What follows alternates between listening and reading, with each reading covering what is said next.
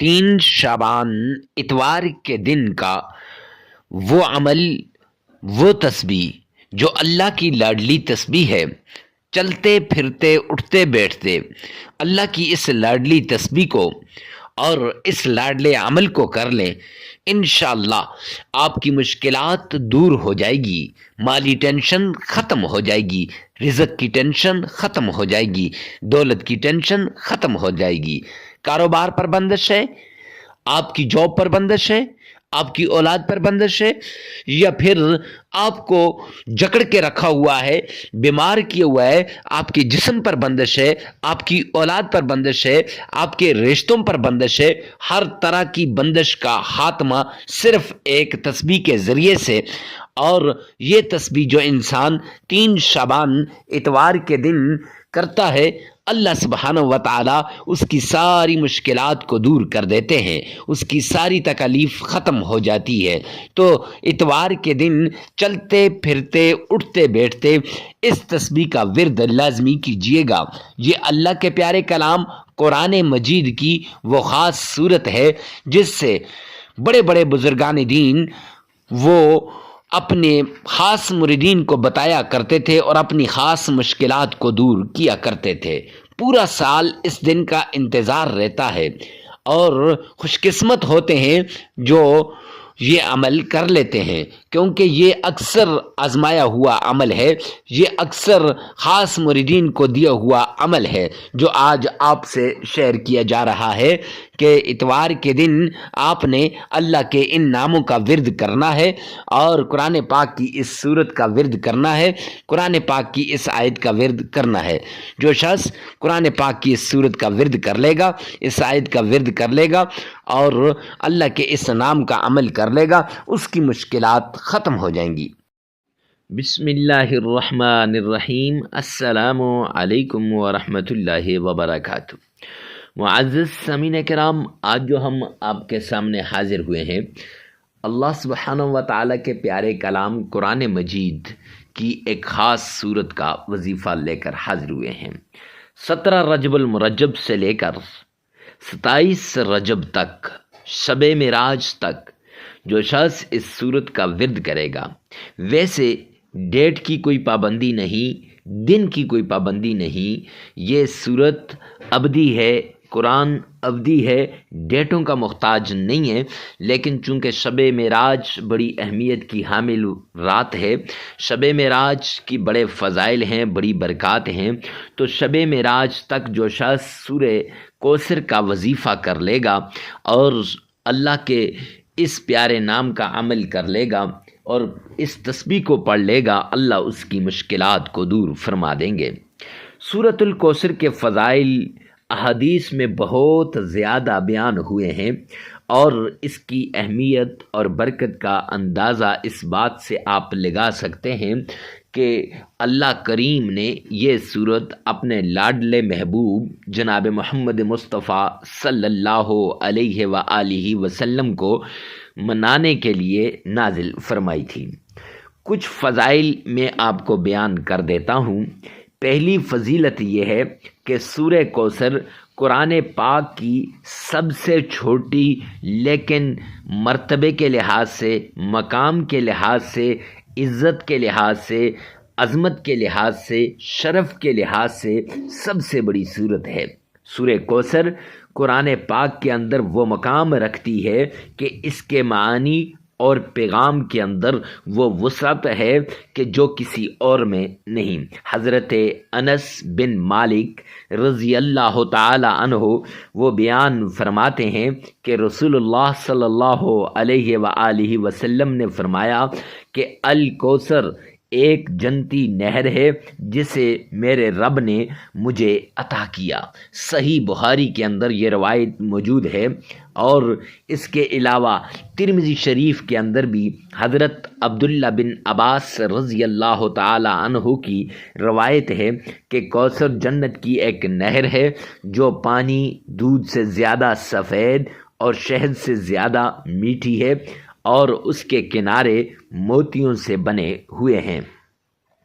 معزز سامعین کرام، یہ صورت ایسی ہے کہ اس کے فضائل میں مشکلات کا حل وہ بڑا اہم ہے۔ آپ تفسیر اٹھا کر دیکھیں، جو بھی تفسیر اٹھائیں گے، جیسی بھی تفسیر اٹھائیں گے، اس میں سورۃ الکوثر کے فضائل میں مشکلات کے حل وہ بہت اہم کردار ادا کرے گا۔ پریشانیوں، مشکلات کے وقت یہ بہت مؤثر ہے۔ آپ جتنی بڑی پریشانی کے اندر مبتلا کیوں نہ ہوں، آپ جتنی بڑی مشکلات کے اندر گھرے کیوں نہ ہوں، یہ صورت آپ پڑھیں گے تو یہ اللہ کی نعمتوں، اللہ کی عظمتوں، اللہ کی رحمتوں کو یاد دلاتی ہے اور آپ کی پریشانیوں کو، آپ کی مشکلات کو دور کرتی ہے۔ سورہ کوثر کی فضیلت کا خلاصہ یہ ہے کہ یہ نہ صرف رسول اللہ صلی اللہ علیہ وآلہ وسلم کے لیے خوشخبری تھی، بلکہ ہر مسلمان کے لیے ہدایت، برکت اور رحمت کا ذریعہ بھی ہے۔ اور سورۃ الکوثر کے اندر اللہ رب العزت نے اپنے پیارے پیغمبر جناب مدنی کریم صلی اللہ علیہ وآلہ وسلم کو انعامات عطا کیے ہیں، اور سورہ کوثر کے اندر جو انعامات عطا کیے گئے ہیں وہ ان میں سب سے بڑے جو انعامات ہیں، ایک نماز کا انعام ہے اور دوسرا قربانی کا انعام ہے۔ سورۃ الکوثر یہ مشکلات کے حل کے لیے بھی آپ پڑھ سکتے ہیں، ایک مجرب عمل ہے۔ اکثر بزرگان دین مشکلات کے حل کے لیے سورہ کوثر کو تلاوت کیا کرتے تھے۔ سورہ کوثر جب آپ تلاوت کریں، اپنی مشکل کو اللہ کے سامنے رکھ کر اس کا ورد کریں، اس کا وظیفہ کریں، کیونکہ یہ سورت اللہ کی نعمت اور قربانی کے ذکر پر مبنی ہے، اور یہ سورت اللہ کے خزانوں سے کھینچ کھینچ کے رزق لانے والی ہے۔ اگر کسی ظالم کے ظلم سے یا کسی دشمن کے دشمنی سے آپ پریشان ہیں اور آپ اس سے بچنا چاہتے ہیں، نجات چاہتے ہیں، تو آپ اس سورت کا ورد کریں، انشاءاللہ یہ آپ کی پریشانیوں کو، آپ کو دشمن سے نجات دلائے گی، اور پریشانی سے نجات کے لیے یہ ایک مؤثر صورت ہے۔ حبیب کبریا آمنہ کے لال عبداللہ کے در یتیم اس صورت کو اکثر پڑھا کرتے تھے اور فرماتے تھے یہ اللہ رب العزت کی طرف سے ایک بہت بڑا انعام ہے۔ تو معزز سامعین کرام، یہ تو سورہ کوثر کی انعامات کا تذکرہ ہوا، یہ تو سورہ کوثر کی فضیلت کا تذکرہ ہوا، اور یہ تو سورہ کوثر کے بارے میں بیان ہوا۔ اب آپ کو سبحان اللہ کے بارے میں بتاتا ہوں کہ وظیفہ بتانے سے پہلے آپ کو یہ تو پتہ ہو کہ سبحان اللہ کیا ہے۔ یہ ایک عظیم ذکر ہے جو اللہ تعالیٰ کی پاکیزگی، عظمت اور بے عیبی کا اظہار کرتا ہے۔ احادیث کے اندر اس ذکر کے بہت زیادہ فضائل بیان کیے گئے ہیں۔ نمبر 1، یہ گناہوں سے معافی کا ذریعہ ہے۔ نمبر 2، یہ آپ کی مشکلات کو دور کرتا ہے۔ نمبر 3، جنت میں درخت لگتا ہے۔ نمبر 4، سب سے افضل کلمہ ہے۔ نمبر 5، فرشتوں کی تسبیح ہے۔ نمبر 6، یہ تھکاوٹ کو دور کرنے کا نسخہ بھی ہے۔ نمبر 7، دل کی پاکیزگی کا بھی نسخہ ہے۔ ارے میرے بھائی، اپنی طرف سے نہیں کہتا، صحیح بخاری کے اندر سیدہ فاطمہ کا فرمان ہے کہ جو شخص اس تسبیح کو پڑھتا ہے، جسمانی تھکن کا یہ بہترین علاج ہے۔ یعنی سوتے وقت 33 مرتبہ سبحان اللہ، 33 مرتبہ الحمدللہ اور 34 مرتبہ اللہ اکبر، جسے ہم تسبیح فاطمہ کہتے ہیں، اگر اس کو پڑھتا ہے تو اس کے جسم کی ساری تھکاوٹ دور ہو جائے گی۔ تو معزز سامعین کرام، یہ بڑا اہم وظیفہ ہے جو آج آپ سے شیئر کرنے جا رہا ہوں۔ تو آئیے چلتے ہیں وظیفے کی طرف۔ سب سے پہلے آپ نے آمنہ کے لال عبداللہ کے در یتیم جناب نبی کریم صلی اللہ علیہ وآلہ وسلم کی شان میں درود پاک پڑھنا ہے، اور درود پاک پڑھنے کے بعد آپ نے معزز سامعین کرام، اب درود پاک آپ نے کون سا پڑھنا ہے اور کتنی بار پڑھنا ہے؟